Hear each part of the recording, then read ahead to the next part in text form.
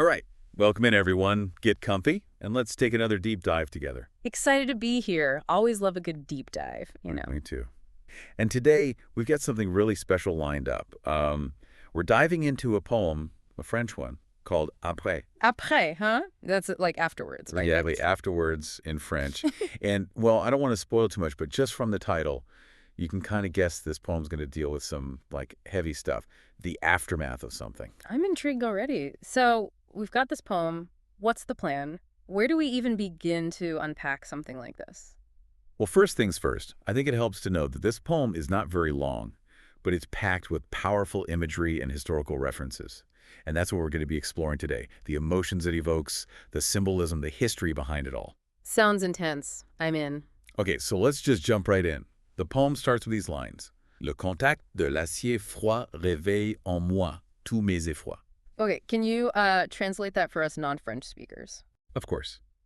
It translates to, the touch of cold steel awakens all my fears within me. Whoa, talk about starting strong. Just those two lines, they're so chilling, so immediate. You're right there with the speaker feeling their fear. Right, like boom, you're hit with this acier froid, this cold steel. It's such a strong, visceral image.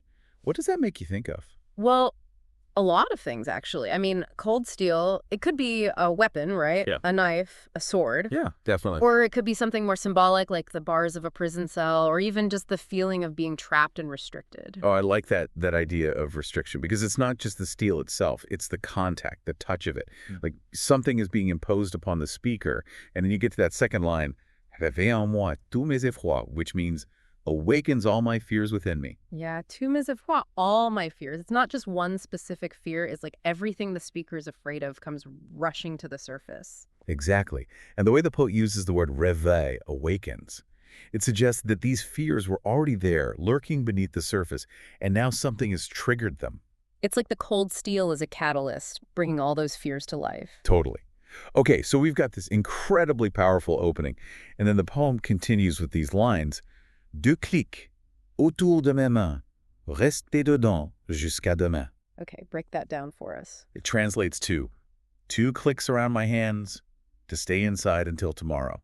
Oh, man. Du clic. It's like instantly you know what those clicks are, right? Handcuffs. Yeah. It's such a simple image, but so powerful. The sound of those clicks, it just represents this complete loss of freedom. And it's so final, too. Click, click, and that's it. You're trapped. And then there's the rester de dol, the staying inside, the confinement. And it's not just for a little while. It's jusqu'à demain, until tomorrow. That sense of uncertainty, not knowing what's going to happen, just adds to the feeling of dread. Absolutely. So we've got this image of physical confinement, the handcuffs being locked up. Right. But I think there's also this sense of psychological confinement, you know? Oh, absolutely. I mean, handcuffs can be a metaphor for so many things. Like what?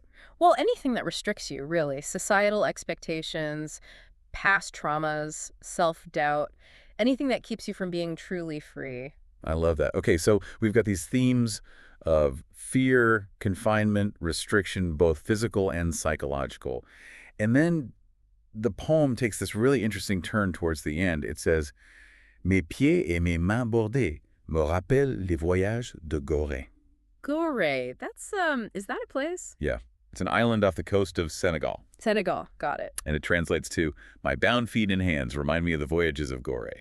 Wait, Senegal, Gorée, is this about the slave trade? Exactly. Gorée Island was a major slave trading center for centuries. It was a place where millions of Africans were held captive before being shipped across the Atlantic. Wow. So the poem is connecting the speaker's personal experience of confinement to this much larger, horrific, historical event. Yes.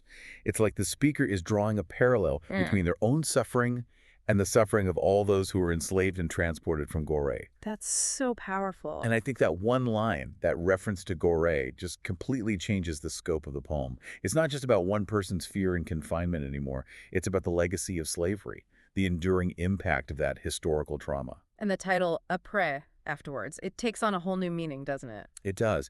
It suggests that we're not just dealing with the immediate aftermath of the speaker's experience, but with the long-lasting consequences of historical events. The things that stay with us, even generations later. It's a lot to unpack in such a short poem, but I think that's what makes it so powerful. Right. Like it starts with this very personal, visceral experience, and then it expands outward to encompass this huge historical tragedy. And I think it raises all sorts of questions about freedom, confinement, and the ways that history continues to shape our lives today. Absolutely. And it leaves me wondering, what do you think the poet's intention was with this poem? What message were they trying to convey? Hmm, that's a good question. I think for me, it's a reminder that history isn't just something that happened in the past. It's something that lives within us, shapes our present. The poem is like urging us to remember, to confront those difficult parts of our history so that we can move forward in a more just and equitable way. I like that. A call to remember, a call to action. Yeah. And it makes you think, doesn't it? Mm. About the ways that we're all connected, how personal experiences can reflect larger societal issues. It definitely does. It's a poem that stays with you, that makes you think about the world in a different way. That's the power of poetry, I guess. Absolutely. Well, there you have it, folks. Another deep dive completed. We explored a poem that takes us on a journey from personal fear to historical trauma and leaves us with plenty to ponder après listening. Thanks for joining us. It's been a pleasure. Until next time.